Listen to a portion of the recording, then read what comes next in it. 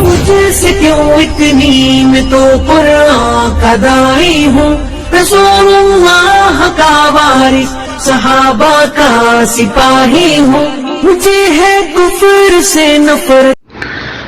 وعلیکم السلام ورحمۃ اللہ وبرکاتہ۔ اللہ رب العالمین آپ کو جزائے خیر عطا فرمائے اور آپ جیسے اور لوگوں کو بھی فکر عطا فرمائے کہ ہمارے سماج میں جو خرابی ہے اس کا ازالہ ہم کیسے کریں۔ آپ نے بتایا کہ میرا تعلق بہار سے ہے اور وہاں خطبہ عربی زبان میں دیا جاتا ہے جو لوگ نہیں سمجھتے ہیں۔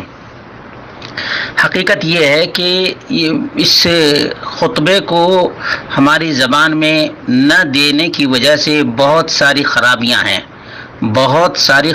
ہیں۔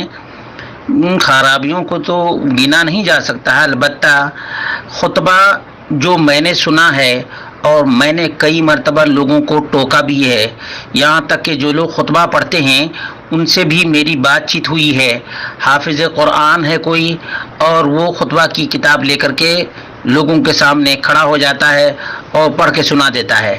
اس میں زبر زیر کی اور اعراب کی بھی کافی غلطیاں ہوتی ہیں۔ میں نے ایک صاحب کو ایسے ہی پکڑ لیا اور کہا کہ آپ عربی زبان جانتے ہیں؟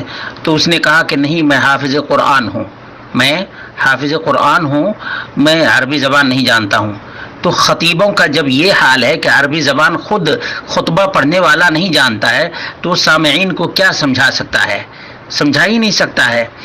اللہ رب العالمین نے خطبے کے سلسلے میں فرمایا یا ایھا الذین آمنوا اذا نودی للصلاة من یوم الجمعہ فاسعوا الی ذکر اللہ۔ تو یعنی تیز چل کر جانے کا اللہ رب العالمین نے حکم دیا ہے، کیا سننے کے لیے؟ ذکر اللہ رب العالمین کی واعظ اور نصیحت آپ جانتے ہیں کہ کسی کو بھی اسی کے زبان میں کی جاتی ہے، اسی کے زبان میں نصیحت کی جاتی ہے۔ اللہ رب العالمین نے یہ نہیں فرمایا کہ عربی سننے کے لیے جاؤ، بلکہ اللہ رب العالمین نے فرمایا نصیحت اور واعظ سننے کے لیے جاؤ۔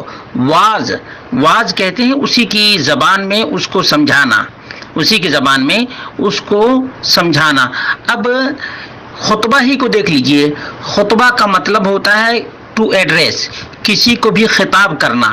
اب ایک آدمی بھینس کے آگے بیل بجانے لگے تو بھینس کیا کرے گی؟ ہمارے یہاں جب مولوی لوگ عربی زبان سے ناواقف ہیں، ان کو عربی زبان نہ بولنے آتی ہے اور نہ سمجھ میں آتی ہے، تو عام لوگوں کا کیا حال ہوگا؟ یہ لوگ عجیب طرح سے اپنے عقلوں کو بند کر کے رکھے ہیں اور اپنے دماغوں کو بھی بند کر کے رکھے ہیں، ورنہ تو اتنا بڑا نقصان نہیں ہوتا۔ مان لیجئے کہ ایک آدمی خطبہ کس مہینے کا دے رہا ہے؟ شعبان کے مہینے کا، اور مہینہ کون سا ہے؟ محرم کا مہینہ۔ کوئی ترتیب نہیں، کوئی ڈھنگ نہیں، کوئی طریقہ ہی نہیں ہے۔ اللہ کے رسول صلی اللہ علیہ وسلم نے لوگوں کو ہر موقع اور مناسبت سے خطاب فرمایا ہے، ہر موقع اور مناسبت سے نبی اکرم صلی اللہ علیہ وسلم نے خطبہ جمعہ میں نصیحت فرمائی۔ یہاں تک کہ کوئی واقعہ اگر جمعرات کو پیش آ جاتا تو اللہ کے رسول صلی اللہ علیہ وسلم جمعہ کے دن اس بات کو ذکر کرتے، لیکن عمومی طور پہ بیان کرتے، ایسے کہ ما بال اقوام، کچھ لوگوں کو کیا ہو گیا ہے کہ ایسا اور ایسا کہتے ہیں۔ یعنی جب بھی منکر اور غلط چیز دیکھتے اللہ کے رسول صلی اللہ علیہ وسلم خطبہ میں اس چیز پر ٹوکا کرتے تھے اور تنبیہ کیا کرتے تھے۔ اسی لیے اللہ رب العالمین نے قرآن کریم میں ارشاد فرمایا، سورہ ابراہیم ہے، اس میں اللہ رب العالمین نے فرمایا کہ تمام نبیوں اور رسولوں کو اللہ رب العالمین نے ان کی قوم کی زبان ہی میں بھیجا ہے۔ کیوں؟ تاکہ وہ اللہ رب العالمین کا پیغام سمجھا سکیں، اللہ رب العالمین کا پیغام سمجھا سکیں۔ اس آیت کے ذریعے سے معلوم ہوا کہ خطاب کرنے والے حضرات کا خطبہ تبھی مؤثر ہوگا جب وہ سامعین کی زبان میں ہوگا، اور اگر سامعین کی زبان میں کوئی اور ہو اور خطیب سامعین کی زبان کوئی اور ہو اور خطیب کی زبان کوئی اور ہو تو سامعین کو اس واعظ کا کوئی فائدہ اور اس سے کچھ نصیحت ملنے والی نہیں ہے۔ جو مقصد ہے خطبے کا ذکر اور نصیحت وہ فوت ہو جائے گا۔ صحیح مسلم میں اللہ کے رسول صلی اللہ علیہ وسلم کے خطبے کا ذکر ہے۔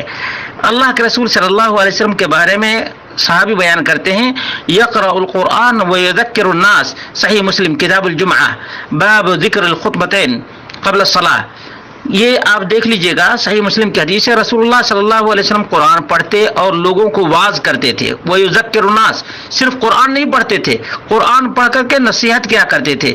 ظاہر سی بات ہے اگر قرآن کا ترجمہ کسی کو معلوم نہیں ہو تو وہ نصیحت اور ترجمہ کیا کرے گا؟ نبی اکرم صلی اللہ علیہ وسلم کا مقصد اصل لوگوں کو سمجھانا اور وضاحت قرآن کریم کی کرنی تھی، اور ظاہر ہے کہ افہام نہ تو واضح ہی نہیں ہے، سمجھانا نہ تو واضح ہی ہو سکتا ہے اور نہ ہی خطبہ ہی ہو سکتا ہے، بلکہ سامعین کی زبان کی رعایت کرتے ہوئے آدمی کو اسی زبان میں خطبہ دینا چاہیے، اور عربی زبان کی پابندی لگانا ہی اصل میں غلط ہے۔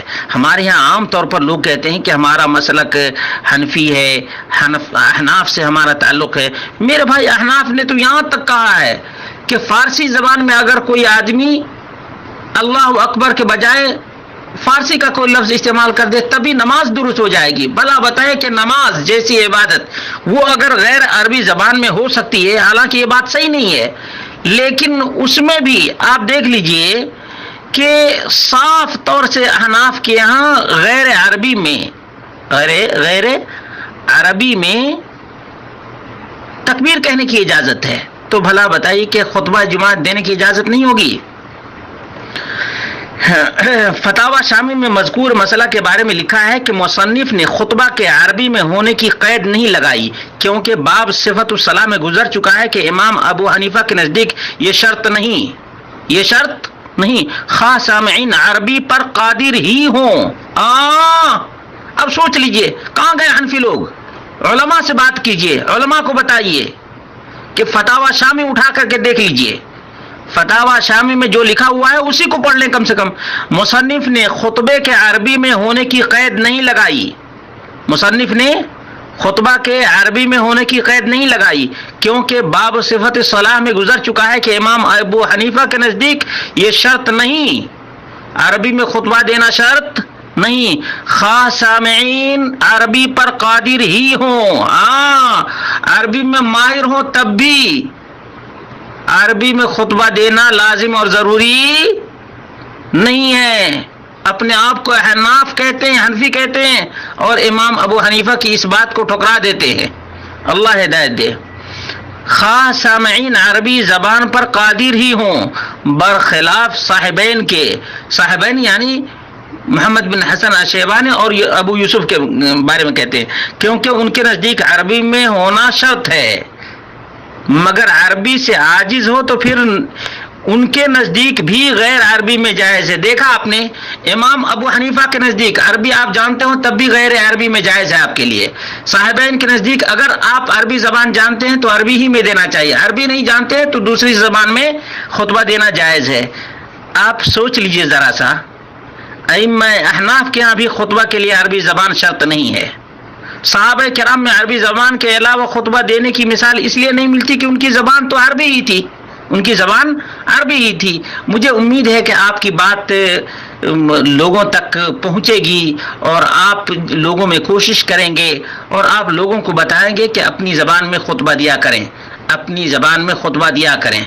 اللہ رب العالمین کی توفیق سے، اللہ رب العالمین کے فضل و کرم سے یہاں سعودی عرب میں حکومت کی طرف سے بعض شہروں کے کئی جامع مسجدوں میں اجازت ہے خطبہ دینے کی، یہاں تک کہ آپ کو میں بتاؤں کہ طائف میں ایئر بیس ہے، وہاں ایک جمعہ کا خطبہ اردو زبان میں ہوتا ہے اور دوسرے خطبہ جمعہ یعنی دوسرے ہفتے، ایک ہفتہ عربی میں اردو میں خطبہ ہوتا ہے اور دوسرے ہفتہ بنگلہ زبان میں خطبہ ہوتا ہے، اور اللہ رب العالمین کا فضل اور اس کا احسان ہے کہ مجھے اللہ رب العالمین نے موقع دیا اور میں نے ایئر بیس کی جو مسجد ہے اجنبیوں کے لیے خاص ہے، اس مسجد میں میں نے اردو زبان میں خطبہ دیا ہے، اور بہت سے مشائخ یہاں پر موجود ہیں جو اردو زبان میں خطبہ دیتے ہیں۔